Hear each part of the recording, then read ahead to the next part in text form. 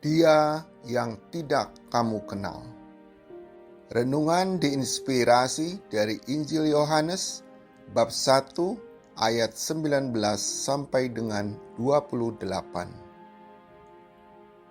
Inilah kesaksian Yohanes ketika para pemuka Yahudi dari Yerusalem mengutus beberapa imam dan orang-orang Lewi kepadanya untuk menanyakan dia, "Siapakah engkau?" Ia mengaku dan berterus terang katanya, "Aku bukan Mesias." Lalu mereka bertanya kepadanya, "Kalau begitu, siapa? Apakah engkau Elia?" Ia menjawab, "Bukan." "Engkaukah nabi yang akan datang?" Dan ia menjawab, "Bukan." Karena itu, kata mereka kepadanya, "Siapakah engkau? Sebab kami harus memberi jawab kepada mereka yang mengutus kami. Apa katamu tentang dirimu sendiri?" Jawabnya, "Akulah suara orang yang berseru-seru di padang gurun. Luruskanlah jalan Tuhan, seperti yang telah dikatakan Nabi Yesaya."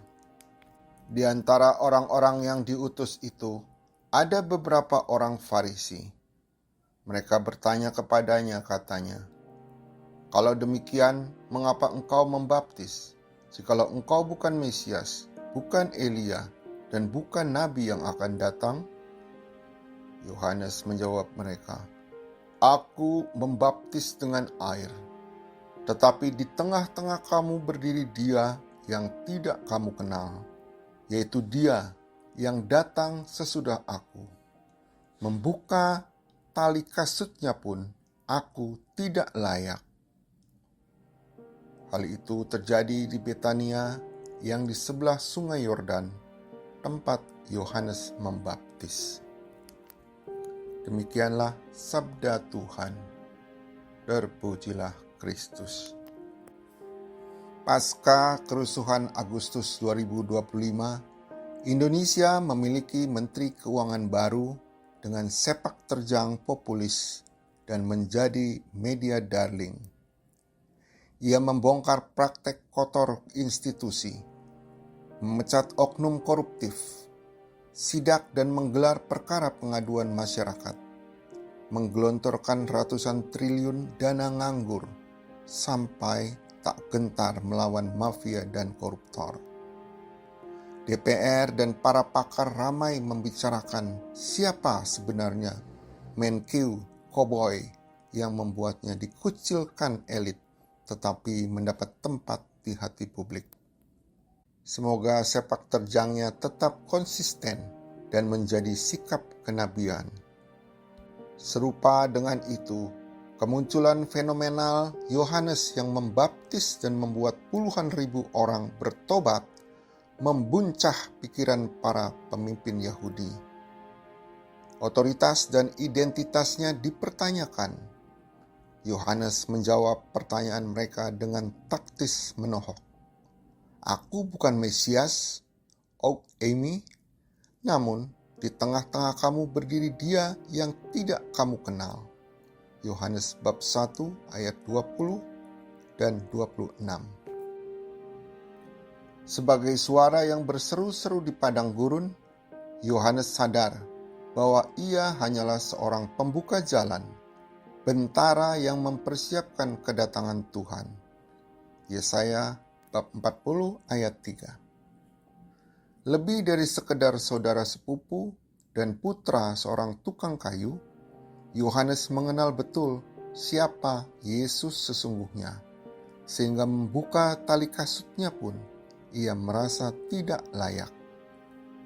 Sejak zaman Musa, orang Yahudi tidak berani menyebut nama Tuhan dengan tidak hormat, sehingga YHWH disebut Adonai.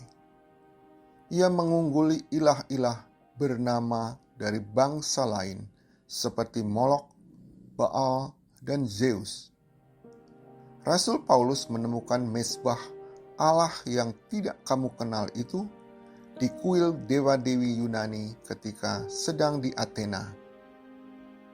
Penemuan itu digunakan Paulus untuk membungkam kritik para filsuf di mimbar Areopagus sehingga membuat Dionysius bertobat. Kisah 7 ayat 23. Injil Yohanes memperkenalkan Dia yang tidak dikenal sebagai Allah pencipta, pemberi hidup yang tinggal di tengah-tengah manusia.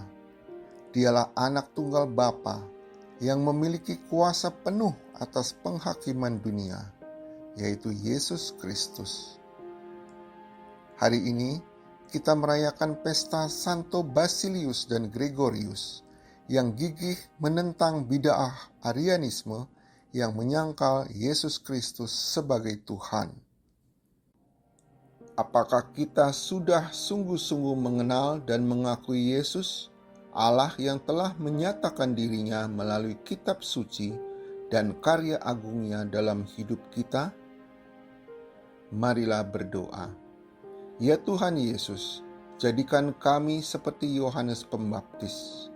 Ketika mulutnya meninggikan Engkau, hatinya merendahkan dirinya sendiri. Berilah kami semangat pewartaan seperti Yohanes. Engkau harus makin besar, tetapi aku harus makin kecil.